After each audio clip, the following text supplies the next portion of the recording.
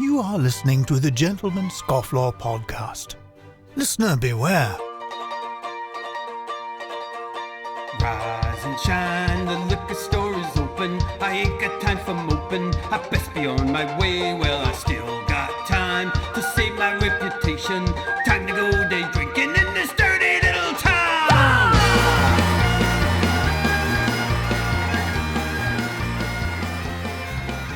Good afternoon, everybody. Welcome to the Gentleman Scofflaw podcast, the podcast for the rebel and the Renaissance man. I'm your host, Jordan Crowder. Co-hosting with me for the first time is the one and only Micah Brenner. Thanks for coming on, man. Well, thank you. I do want to say I happen to actually not have my own domain name, and so there's definitely more than one Micah Brenner. And there was a guy on the Nashville TV show named Micah Brenner. And I was really? Like, what the heck? Yeah, that's always a pain. Like nowadays, yeah, it's so easy to get, it's so hard to get your own handle. Like I'm lucky enough to where like I've always been early on certain like social media technology stuff where I've gotten it first. Yeah. But then like sometimes this other guy named Jordan Crowder, who also has a podcast, totally different vibe is out there. And so, yeah, it makes it hard to snag up. Yeah. So you need to introduce me as the, at minimum, one of three Micah Brenner. But isn't your handle actual Micah Brenner? Well, yeah, it's Micah Brenner actual because the other dude was first. He got in there, and to be fair, I'm pretty sure he was born Micah Brenner, and I actually artificially became Micah Brenner. So really, that's a story in itself. But well, yeah, I want to hear that story. How'd that happen? Well, okay, so here's the kids nowadays, if I can use the word nowadays and immediately date myself, they wouldn't maybe know why it's a bad thing, but I was born Micah Costanza. Yes. Now, if you lived through the 90s, you know that you cannot utter this last name without one of like several responses, you know? Yeah. And so I figured out pretty early if I was going to continue to work in media at all, I had to pivot. I had to come up with something. So Brenner. That's pretty good. It's a solid pivot from Costanza. Yeah, and also they're both vaguely Jewish, so I like kept that part, you know. Yeah, that's helpful in my line of work. And, you know. Yeah. Which actually a little later we're going to talk a little bit more about your work and what you do. So many things you do, but first off, let's start off a little bit of housekeeping. What do you got? What are you drinking there today? You got anything? Dude, first of all, it's in one of these little Yeti guys here. Nice. I've got stickers all over it because I just, you get free stickers with stuff, so I just stick them on there. So there's like bow hunting and art, which is, I feel like, a unique combo. And that's, both gentlemen and scofflaw. Dude, I've got the HEB sparkling water, dude. HEB, man, I wish we had HEBs in Oklahoma. I remember them back in the day. I've got a Trader Joe's oatmeal stout left over from St. Patrick's Day. So, man, it's been open for a while. No, I just. Oh, I see that kind of. Leftover. All right. Yeah. Leftover. I didn't drink it yet. It was still in the fridge. Now, I will tell you the secret with these sparkling waters is you take like a couple of sips, and then I like to tipple a little bit of Cazadores in there, and then nice. And then you got yourself a little something. That's awesome, man. I used to go to, I lived in Austin, which is kind of where you're at now, but HEBs were everywhere. And when I moved to Dallas before moving out to Los Angeles, like I was sad that they didn't even have them in Dallas. Maybe they're everywhere now, but yeah, I think so. I think they got to be. Yeah, it's a good time. So I wanted to, since the first of all, you mentioned hunting on your hunting sticker there on your what do you call that? A koozie? It's like a metal koozie. Yeah, an Uber koozie. Is that something you're into? Yeah, man. I didn't ever grow up hunting, which is a shame. I grew up in Oregon and like tons of public land, lots of like easy access to just tons of animals. And I didn't have anyone in my family that did it. And I moved to Texas And I had this client that talked about like a summit that you could go to where they would teach you like 5 days, 4 nights, 5 days, and they just teach you like everything about hunting, from Nice. like gearing up to getting out there to harvesting an animal to cleaning the animal and all the way to butchering and processing. And like I did it once and was like hooked. It's so fun. It's so cool. And like, I don't know, for anyone, I doubt a lot of your listeners are like squeamish about this, but just in case they are, like, it really is highly connected to conservation. Yes. And for me, highly connected to just fascination and love of these animals. And, in the wild, none of them die of old age in the wild. Yeah. And so, part of what I honor about it is that it's like, it's a game we play where they get sort of like if you do it correctly, they get, mercy. So, Yeah. yeah.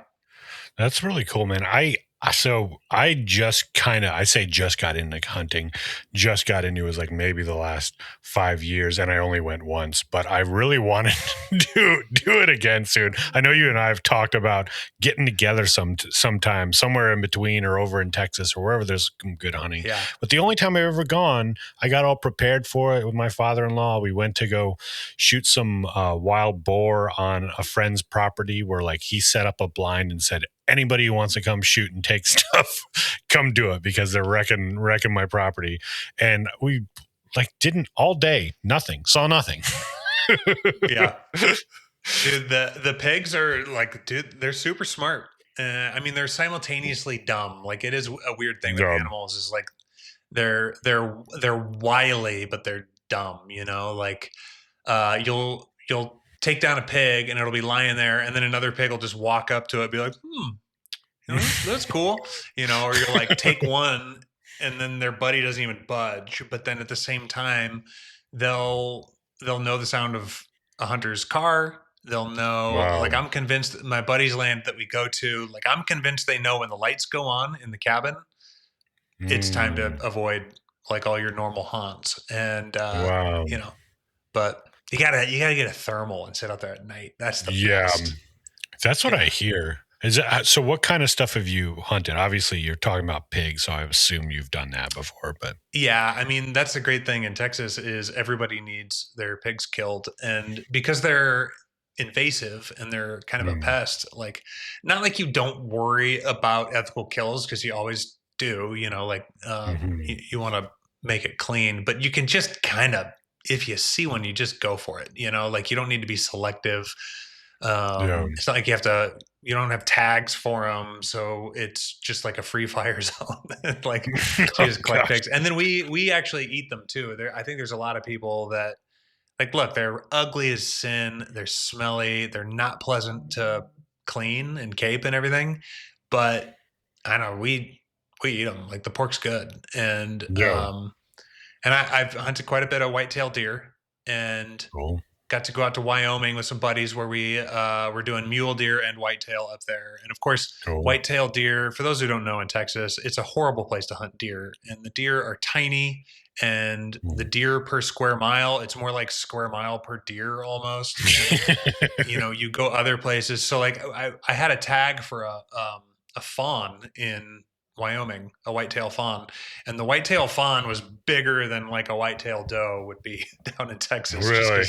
They're so rangy down here, like, it's hard living for a deer in Texas. I think, but, and then, I feel like, I shot a nilgai. So that's the coolest thing that I've hunted is a nilgai, which is like it's like a Asian elk kind of. Really? Okay. But, yeah. How'd that get here? Yes, well, that's another fun thing about Texas is people bring all kinds of crazy animals here because you can have anything. I think there are, like, someone was telling me there's more tigers in Texas than there are in India, and I don't know how you would even begin to gauge that, but there are a lot of wild animals here, like exotic animals, and they escape, and then they breed. And so, like, southern Texas has so many nilgai that it's and axis deer, and I think fallow deer, or those might be the same thing, but they and black buck, it's like pigs, they're invasive, and so they just need them gone. And so I went on it was a hunt to a drawn hunt, and just creeping around in the swamp with a bow and arrow, and managed to find some. So That's awesome. Yeah, I think I heard that too about the pigs in Texas. There was like maybe 6 brought over from Europe or Spain or something, several hundred years ago, and now they're everywhere. Yeah, dude, now they're everywhere. They're crap all up. over the entire South, and they're in California. Like they have them in Really? and there's no bag limit in California for them either. It's like one of the few things you can actually hunt there, Yeah.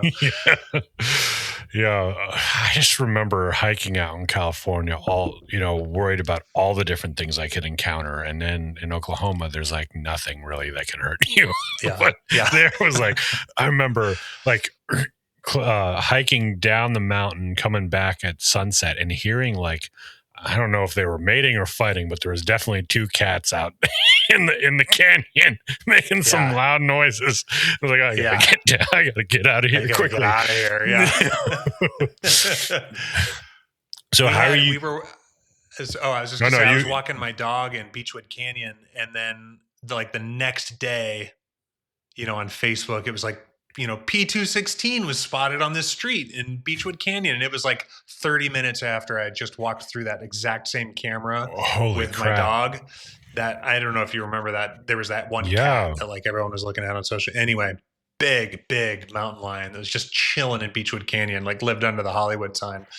Wow. What a weird place. Yeah. Yes. Very weird.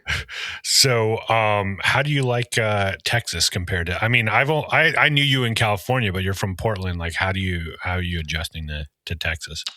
Yeah, I mean, it's cool. When I grew up I was actually in Eugene, although I did live in Portland for a little while. Like Oregon used to be very like purple. Used to be a lot of people, getting along, and that's sort of the way this place where I am feels now. Like it's a lot of people getting along, which I like.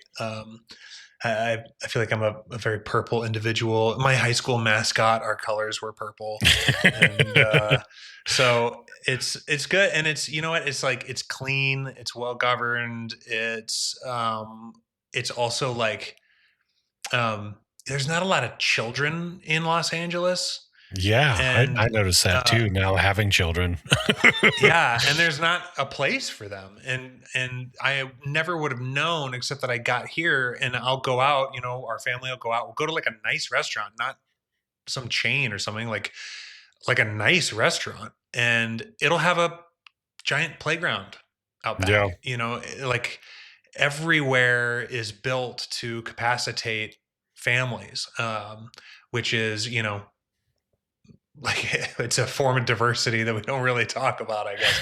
Is like, oh yeah, like the children are also people, and moms and dads are also people, and need a little help. But I don't know if it's like that in OKC. Have you discovered that? Yeah, pretty much. Like everywhere we go has most bathrooms, have changing tables. There's a lot of play places at restaurants, and like even like this kind of burger kind of bar pub place we go to a lot. Like they've got an outdoor area with places for kids to play and stuff. So it's like very centered around that. Yeah.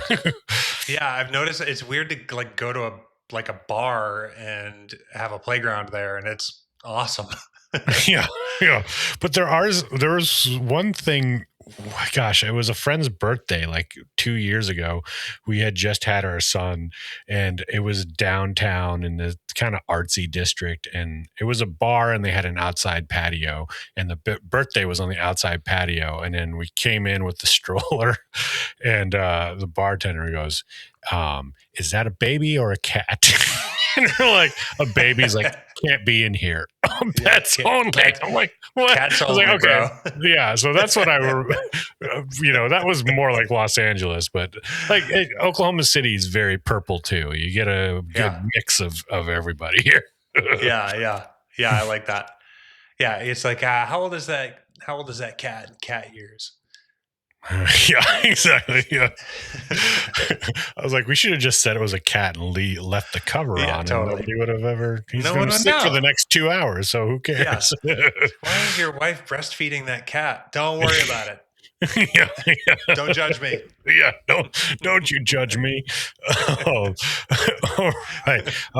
You know what? So I'm going to take. We'll take a quick break here, and we'll get back. And I want to talk to you about your work and what you do. All right, let's do it. Hello, gentlemen scofflaws. Thanks so much for being a loyal listener of the show. Now, if you're a fan of the show and you want to take your support to the next level, why not support the show on Patreon? We offer all sorts of extras on there like outtakes and behind the scenes content. Better yet, we have options that start as little as $1 a month. If you're interested in helping support the show, please check out patreon.com/gentscofflaw or click the support link on the website. Again, that's patreon.com/gentscofflaw. Your feedback and support is really what keeps us going and means a lot to us, so sincerely, thank you again. All right. Micah, I just realized that, that it always kind of happens when you're a guest co-host on a show.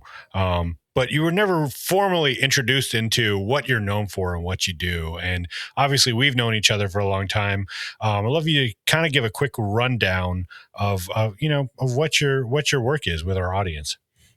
Oh, yeah. So primarily I'm an illustrator, and most of that is in the movie, TV, and video game industry.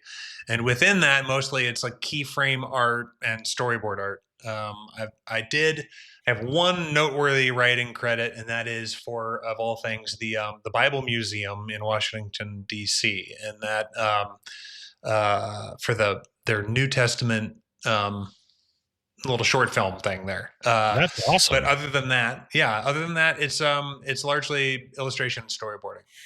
Yeah. So I know that our listeners are from all, diverse backgrounds, and not everybody like is in the film industry, but what does that entail, kind of being an illustrator or storyboard artist for the film industry?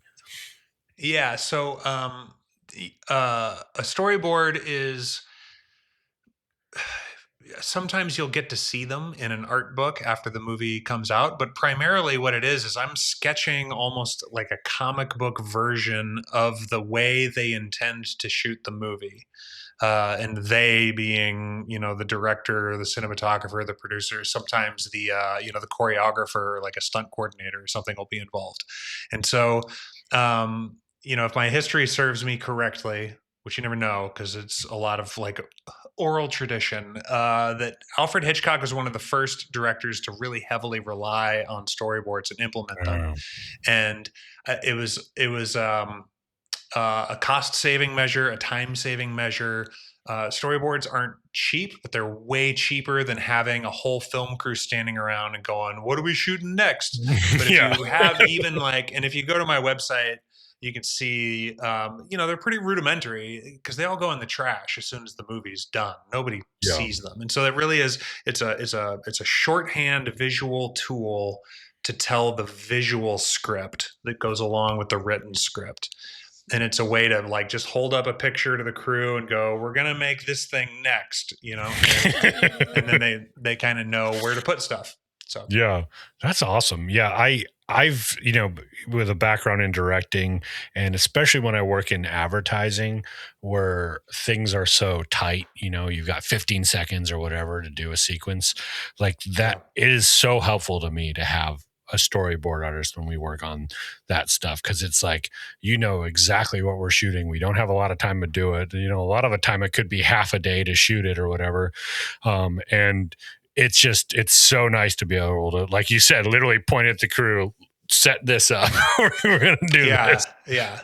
Well, and it's that 1,000 words, you're like, boom, there you go. There's 1,000 words. Go make it happen. And, and they know where to put the camera, where to put the lights, and where to have the stand-ins go. And you can, because, as a director, it's like you're just answering questions all day long. Yeah. And that's just a whole bunch of questions you don't have to answer because you worked it out already. And exactly. And then sometimes it informs the script. We'll be going through and we'll storyboard something, and we'll do it 6 different ways, and then we'll cut it together and go, this isn't like playing super well. And so you jump over and have the writer change it, Yeah. or every once in a while, an artist will come up with a gag or a bit that's like shortcuts a piece of the story, and that'll inform the script. But Yeah, I was going to ask you about that, like how much of that, because I assume that, I don't know, I picture storyboard work as kind of, you're working very much off to yourself creating these cells. Like, how much does the director have input? How much are you informing kind of their project? It feels like it would, I mean, if you're sitting there working on it by yourself and then handing it over to them, you're really giving them a lot of the visual aspect of the project. yeah, and it depends on the project. It depends on the director. Um, it depends on the number of artists that are on a movie. And so sometimes, if it's a really big film and there's quite a few artists and we have a protracted time in pre-production, like I remember with King Kong versus Godzilla, the one that came out in 2020, we had a really long run up. We had a long time in development. And so there were parts where the director would say, hey, like take these, 6 pages of the script and just show me something. And he would have numerous artists doing it. And it wasn't that he didn't have a vision, it's that he was like really, really busy. No. And it was just ideation, so of all the directors I've worked with, like Adam Wingard has one of the most unique and sovereign visions as a director. Like um, his mode of storytelling consistently blows my mind. But he valued our input. We had one artist who had been doing it for, well, 3 of the artists have been doing it for like 25 years. One of them, his first movie was Backdraft, and like, Oh, wow. so I think a wise director is ready to lean on the vast amount of skill at his fingertips. And so Yeah. he would have everyone throw a bunch of stuff at the wall, and he'd go through and go, that's kind of cool. That's kind of cool. That's neat. Maybe we'll save that for later, and that's also the way animation to, feature films function, is that story artists are just jamming ideas. And so you kind of cull and collate and you get the best ones. And then, and the other ones, honestly, I think I've actually seen quite a few of the sequences that I storyboarded in one of the 3 Kong versus Godzilla movies show up in the Monarch movie. Oh, Or, I wow. mean, series on Apple. Like, there's a couple of things where it's like that never made it to the movie, and then I'm like, that bit looks familiar. And so, it's little snippets of stuff that all Yeah. feed, the creative process. And then alternatively, and I can be vague so that I don't violate anything, but I just worked on a movie with Zach Krager, who's the writer and director of Weapons, Yeah. and we sit down and we go live as I'm thumbnailing, and he's watching, and he's like dictating the shot list and generating it. I mean, I know that he's got lots of forethought. And again, you want to talk about exceptionally specific visual language. If you watch Weapons, like there's not a wasted frame in that Yeah. thing.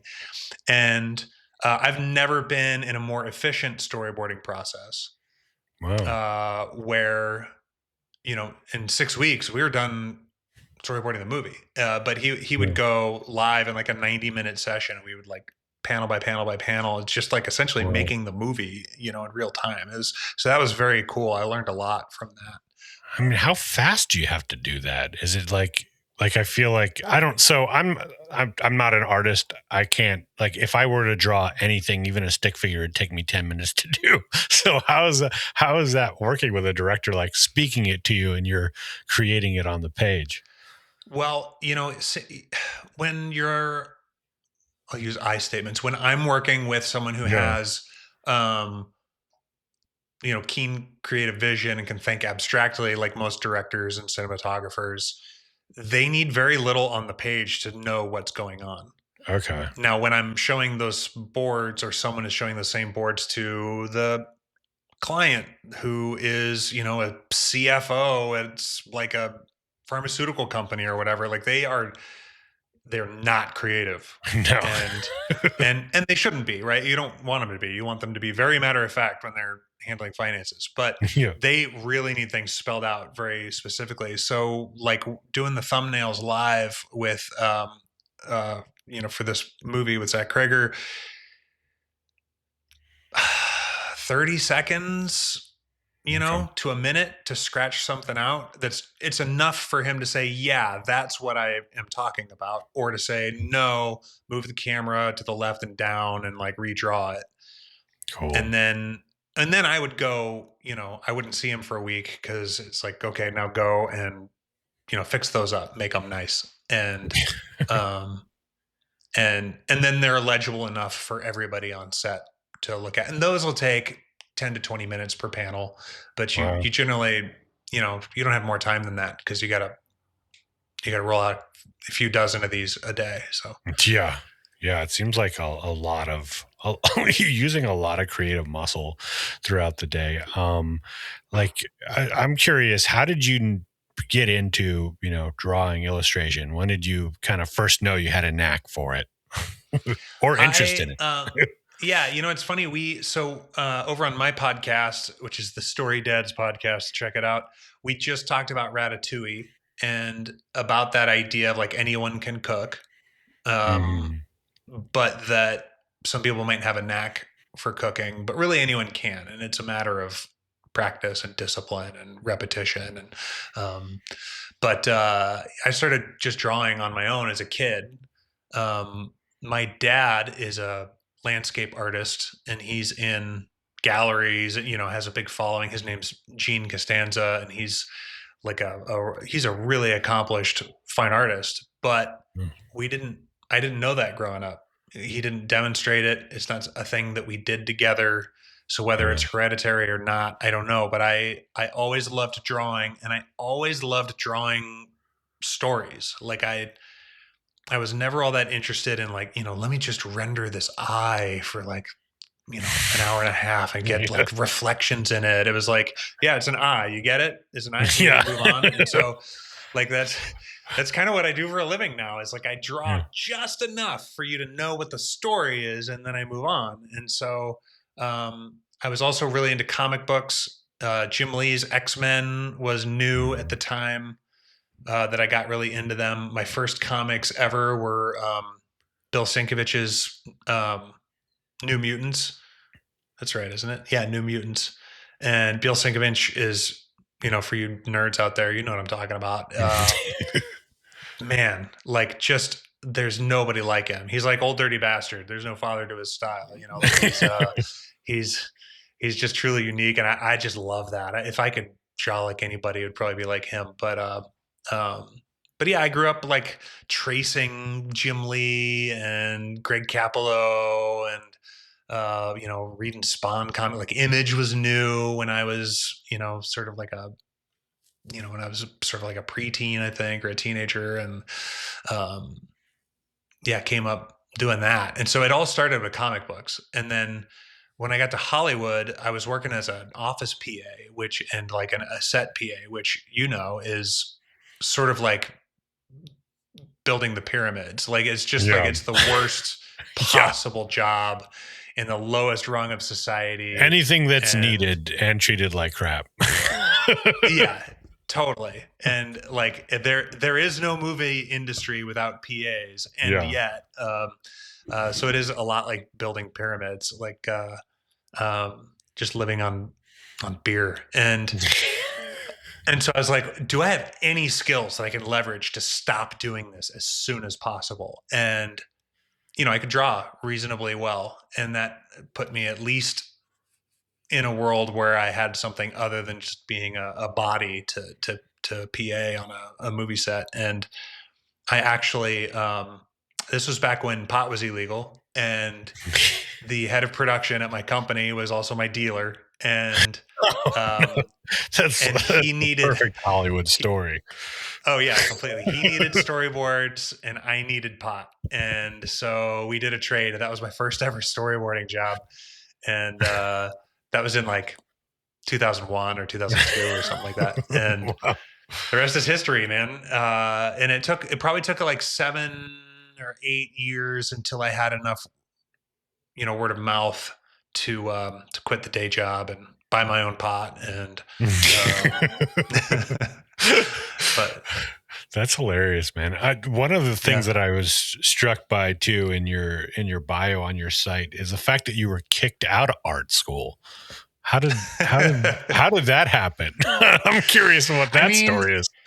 There's probably lots of versions of that. When I was at Cal Arts, I was actually in the theater school. I wasn't in the visual arts school. So I was a theater student, and like most people, moved to Hollywood thinking they're going to be an actor, and then wind up getting a job doing something else. And for one thing, I fell in love with a girl and spent a decent amount of time not in class. But I also crossed the administration, and they were changing curriculum. I thought they were, abusing students' hours. They were changing programming, and changing things that were in the brochure as far as, partially why people attended that school in the first place. And I, did a little like light organization of like confronting them, and then, made myself a target by going and setting up meetings, just being like, hey, what the hell's going on?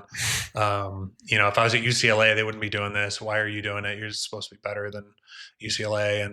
And so they dismissed me, and only to find out later that like they couldn't. Really? Had I looked into it, there is no cutting program. Like the people, you're not actually allowed to cut anyone from that program, but they had been doing it all the time. Like the dean and the head of the acting school kind of ran the place however the hell they wanted. Wow. Later there like disciplinary stuff came down, but I don't know. I'm not too connected with how it ended, but so they essentially said you have been dismissed, which is a transatlantic accent, and it's like, what are you gonna do? Like keep paying $50,000 to go to a school where the administration doesn't want you there? Like I had already seen them like destroy other students for kind of stepping on their like their golden children and crossing them politically, and so I was like, I'll just get out. I'll go get a job. So I went and worked at Partisan. That's awesome. Is that's Michael Gondry's production company? Is that the At the time, Michel Gondry was like the biggest guy, and this was even before he had done. I feel like he got on people's radar with Eternal Sunshine of the Spotless Mind.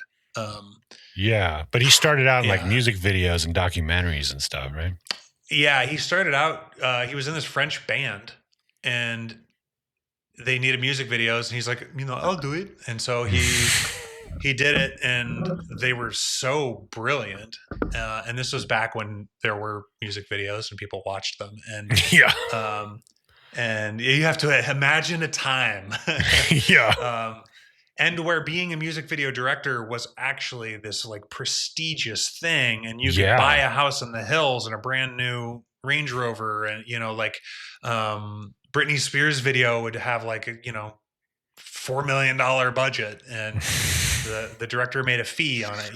Like that was the way it was back then in the early 2000s, and up through like the late 2000s, and and obviously before that, 80s and 90s, you could like there were huge names and careers that were launched from music videos, and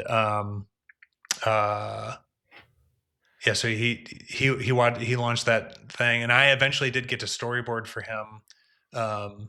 It's super fun, like his mind. I mean, just go watch anything that he's done, even like the little stop motion videos on his YouTube channel or whatever. Like he's just, there's such a unique mind, and his brother as well. Olivier Gondry was also really brilliant, but that's awesome, man. That sounds like that would have been a fun gig. It was fun, even though the position I had was lousy. It was an intimate little company, and so I got to talk to and work with everybody, and it helped me. You were talking about how when you're working in advertising, you have such a tiny window of time to tell your story. And Yeah. I think it's a really cool, um, it's a really cool exercise in storytelling. And you know, when I was over there, directors like Jonathan Glazer and Michel Gondry and Spike Jonze and some of these guys were sort of, getting global attention for their ad work because I feel like there was more latitude, to do, to like exercise some out of the box thinking and creativity and, Yeah. and the way they've solved that nowadays is that if you're out of the box or creative, you just do it online on your own. And if Yeah. you're gonna like toe the line and just do the corporate thing, you just do that, And Yeah. so Yeah. There's the whole, and it's like any industry, like when you have the creatives being hired to promote the business, it's like dealing with clients and stuff. It's just the feedback you get and stuff. And it's just two different ways of thinking. They don't Yeah. necessarily get it. And Yeah. I actually directed a really odd ad I may have sent to you for the company I worked for, and played during football season here in Oklahoma. And they actually were getting like hate mail, voicemail calls for it. Awesome. Yeah. And I was like, that's what we want. And then they started That's what we're running looking it more. And I'm like, see, that's it. In the beginning, like, a lot of people like, this is kind of weird. I don't get it. And like that kind of stuff. Yeah. I was like, well, look at the attention we got. Yeah, look at this. We're getting the Yeah. press. Yeah. But yeah, that's what I don't know. You have to do that nowadays to stand out because every commercial is exactly the same and it's all drug commercials. If I'm ever watching Dude. any commercials on TV or even now, like like Netflix and Hulu and all that stuff, they're just running drug ads all the time. Yeah, it's incredible.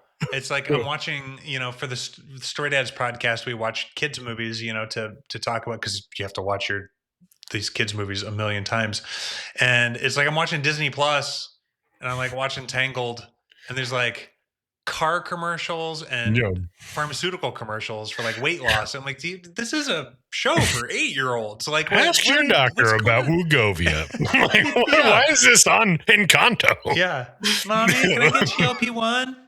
Yeah. It's in a pill form. Yeah, it's so crazy. Well, I'd love to talk about your podcast, Story Dads, because full disclaimer, I've actually been on it. I've been listening to it since the beginning.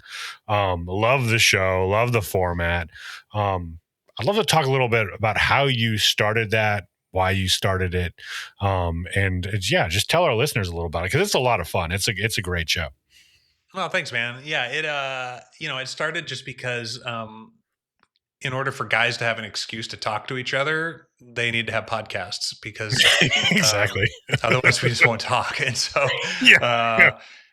so I used to do regular cigar nights with my buddy Eric Anderson, and he is a licensed marriage and family therapist. And so he's got, this insight into the human quality of characters, but also the human quality of the audience. And so we're both dads with kids that's similar ages. We were, friends first, and then both became dads parallel, and so one day we were smoking cigars and having whiskey, and we both just spontaneously started talking about the like super deep meanings and structure behind Moana and like, with a cigar and whiskey, like, so I'm, pouring over Moana. And it's like, oh, okay. And we just enjoyed talking about it. So we said, let's, maybe there's other people in the world that are also subjected to relentless rewatching of, these children's films, and that when they're good, they're really good and they're full of depth. And that I truly believe that we as humans, we learn most of what we learn through story, and then we view most of our world through the lens of story, where we're the main character, and we'll cast people as villains, and um, we'll do the world building to decide what the rules of the world are around us, and that we live in it, which is part of why there's a brief time that I also was I was an executive coach for a little bit, and that was the same thing that drew me to it, is bringing that lens to people and going, great, you are living in a story. Is it a good one, or would you like to change it? And Yeah. how might we do that? And so, we watch kids movies and we talk about them way too long and in way too much depth. But what we're looking for is saying, where does this fit into like your life? What is it telling you? And what is it telling you about how the world works? And then also, like, how does that fit into Western canon? Um, you know, like almost like a reconstruction project is, I care very much about narrative and literature and culture. And so we just went like, hey, let's like rescue some of this stuff. Let's find the canonical bits. What I want to know is, how do you watch movies with your kids and family? Like, do you have a sort of screening process, or, some sort of guardrails that you use for picking a movie or analyzing a movie with them as you watch it? Yeah, I mean, for one thing, there's a very intentional roadmap towards, really, I'm just trying to get it to where I can watch Lord of the Rings with my kids. But we got to like build to that, because they have really vivid imaginations. They get really scared by stuff. So we're like, Mm. that's where we're headed. And then eventually horror movies. It's like, when can we sit down and watch The Thing? Yeah. That'll be a frontier. But we are pretty careful about screening stuff, because there's been, it's not just online hype. Like, there really is a bunch of crazy stuff inserted into kids material now that is, I mean, look, I grew up in the 80s and 90s, and I grew up in Eugene, Oregon, and all of my friends' parents were hippies that were like, we don't let our kids watch Disney because it's just programming them to be like little helpless princesses. And they talked about how Disney was just this big brainwashing machine. And that was in the 80s and 90s. And then Yeah. they got really smart and said, like, let's just take over the brainwashing machine and let's put the complete opposite stuff in it. And so there's, you know, that's what I've seen in my brief lifetime. And so, just like the hippies in the 80s and 90s were really careful about picking what they were going to show their children to sort of form their character, we are similarly careful. And so, I'll watch it first, or I'll scrub through it, or I'll check forums, just for content. Um, and then, we'll just watch them. And largely I'll just make sure that I'm around at least the first or second time they see something. And when they have questions, we'll pause it and talk about it. Nice. But we do not put anything on that we don't know about. It's just the times we're in, I guess. Yeah. I've had a couple of times where I've learned early on where I'm like, like you said, on Disney Plus or something, and I'm like, okay, that seems fine. I'm like, all right, let's shut this off. My son's only 3.5, but it's like, I don't want you watching this. But what are some like reoccurring like themes that you're seeing that are, I hate to use the term problematic, but like, sure, things that we should be aware of in some of new kids movies and content? I'll tell you, the thing that I have noticed that is completely absent is romance.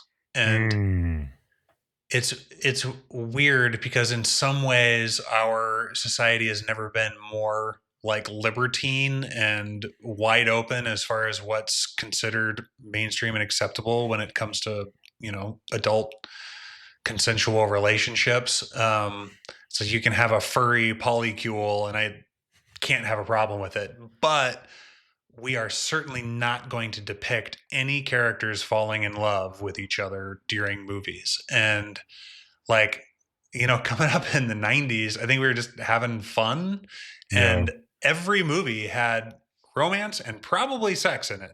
And like, you would never think that you'd be sitting there going, especially as like, I'm a Christian, and I'm very committed and devout in the way I, live my life and look at my world. And, but you'd never think I'd be sitting there going like, man, I really miss, like, why aren't men and women having sex in movies anymore? And, and so it's like I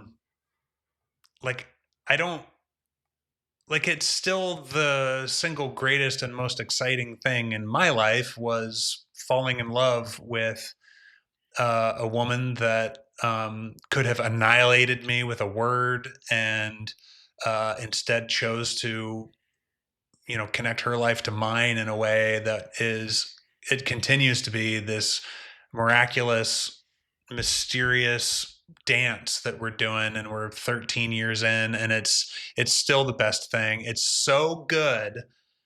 Falling in love and staying committed to it is so awesome that people come from it. Like, everything we have on earth is the result, in one way or another, of generations and generations of people falling in love and perpetuating that love into the world. And I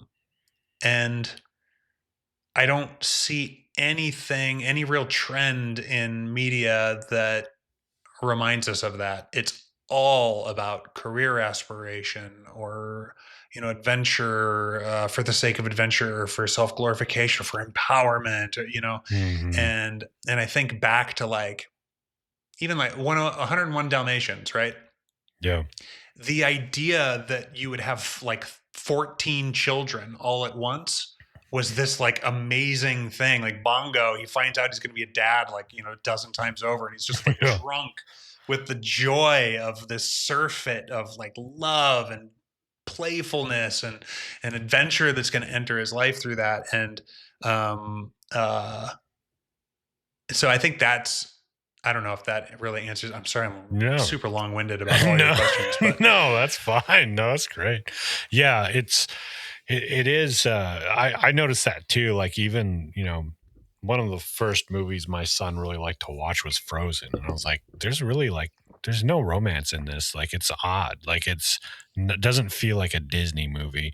Now he has a romance with Elsa and Anna and is a big fan. But there's none of that in the movie. Shows, like, it's cool.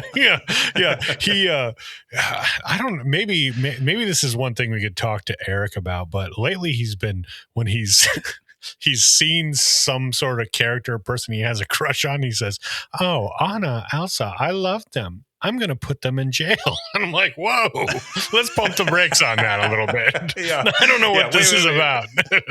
Go check his view history, man. Yeah, let's see what's going on. I think it's just his way of a 3-year-old trying to say, "Oh, I want them for myself." But right, still, let's tone it down as you get older. But like, yeah, in line dropping him off at daycare, getting weird looks. yeah. It's a fun time, but like, I'm sorry, that jail's only for mommy. Yeah, exactly. He'll like it's funny too. Like, we'll be watching like Wreck-It Ralph or something, and then the woman character that's like in the, I'm gonna botch it because I don't know video games very well, but she's in like that military game. She's played by what's her name from all the Christopher Guest movies. He's like, he gets kind of like mad at her and then goes, "I love her." I'm like, well, this is weird. No, it's kind of cute. See, that's why we need some guidance around this stuff. Yeah, for sure. Yeah, we need to talk about it. But so that's what I'm curious about, is like, where can you get stuff nowadays that is, something that you want your kids to watch, as opposed to, just the kind of the culture that's out there that's just kind of become the secular mainstream culture of Disney. Yeah, the K-pop Demon Hunters is so good. Is it really? Yeah, yeah, it's Okay. so good. And we did an episode on that one because being in Christian circles and like Christian moms and sort of the I hate to throw the word puritanical around, but like there's this thing where they go, oh, it has the word demon in it. Yeah. I remember being told way back in the day, like, oh, in Harry Potter, they're casting actual spells. And it's like, no, they're using Greek, dude. Like, yeah. Have you read them? And Yeah. so like, I try to never, judge anything until I've actually checked it out. And so, like I read all the Golden Compass books, in order to make sure that, yes, for sure, they hate God and they want to subvert, everything decent about the world. And, so I read Harry Potter. I was like, these are awesome. This is good vanquishing evil. This is like virtue over, over vice. And anyway, so I was like, okay, well, let's check out K-pop Demon Hunters. And my kids really wanted to watch it, so I watched it. And then if you watch our episode on it, we break it down. And in my opinion, it's one of the most like spiritually forthright and like positive films in the last 10 years or something. It's a better Christian movie than most Christian movies. It's about vulnerability and redemption and repentance and transparency and community, and like it's just beautiful. I think they'll probably ruin the second one, but the first one is so good and so like it's like powerful, so it's a good one. I think you touch on a good point there where like, especially for people, for any of our listeners that have any sort of faith background and stuff, like to be able to consume content that we can learn from, it doesn't have to be, quote unquote, faith-based or Christian content. Right. These stories are, if truth is universal, that's just the truth in a different story form. And I think there was a time like, maybe the 80s, like satanic panic kind of thing where parents were, so wary about putting, their kids watching wizards like Harry Potter. My dad was like that early on when he first became a Christian. Like he didn't let me watch the Link and Zelda part of Mario because he thought it was that fantasy stuff. And now he jokes about it now. He knows better now and stuff. But I even had... Did you tell him, excuse me, princess? Yeah, excuse me, princess. Yeah. I quote that line all the time and nobody seems to know where it's from anymore. So I'm glad you brought it out. But I had a relative that thought, Lord of the Rings was demonic. And I was like, do you know anything about this? Like it's... Yeah, do you know... So there's like two flip sides of this coin. You can go far one way and far the other way. But I think touching on, what the importance of story in our lives and how those stories are told. Yeah. Yeah. And I think, like you were saying, if something is aspiring to like goodness, truth, and beauty, then it can't help but have some elements of the divine in them, that those three transcendentals are, they just flow, they issue forth from our, loving, benevolent creator. And even if he's not real, my life is way more entertaining thinking that he is real. And so, just let me have my delusion. And and to like look for those things, seek out those things in movies. And we got a guest star. Hey, how's it going? Welcome to the Gentleman's Scofflaw Podcast. There you go. Yeah, what are you drinking? Juice. Oh yeah. Oh, she is a ham. She will start hamming up for you. She's showing off her shoes and stuff now. That's awesome. Yeah. And that might be my alarm clock. All right, cool, man. Well, we could wrap up here for the wrap up. Yeah, you want to? Yeah, come up here. Oh, this is Freya. Hey, Freya. Thanks for joining us. Yeah. I like your glasses. Those are awesome. Yeah, I like them. I bet you those are hard to break. So far, they have proven so. Yeah. Oh, yeah? Yeah? Oh, yeah. Okay, why don't you go look at it? And go look at it. Say bye. Like, that's the most interesting thing in the room right now. Yeah. Hopefully she doesn't go for the tape. Yeah, there's a guy right there. Yep.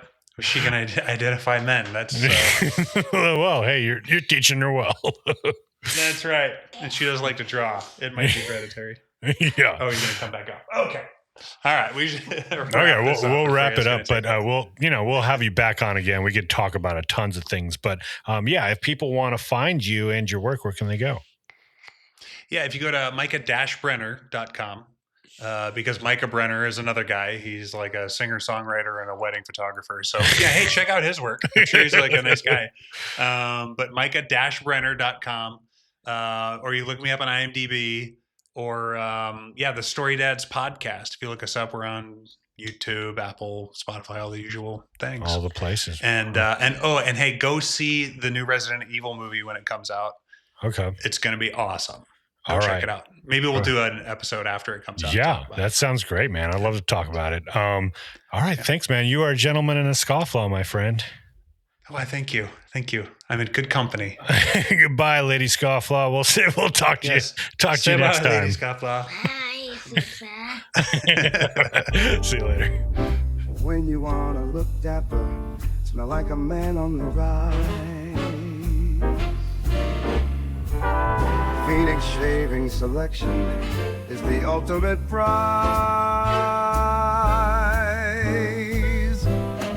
Artisan fragrances for every taste so refined. With shaving soaps and razors you're sure to find. Manly aftershaves, making waves, oh what a sensation. At Phoenix Shaving, it's a gentleman destination. Beard balms, mustache wax, every toiletry you desire. You'll smell so good, you'll set hearts on fire.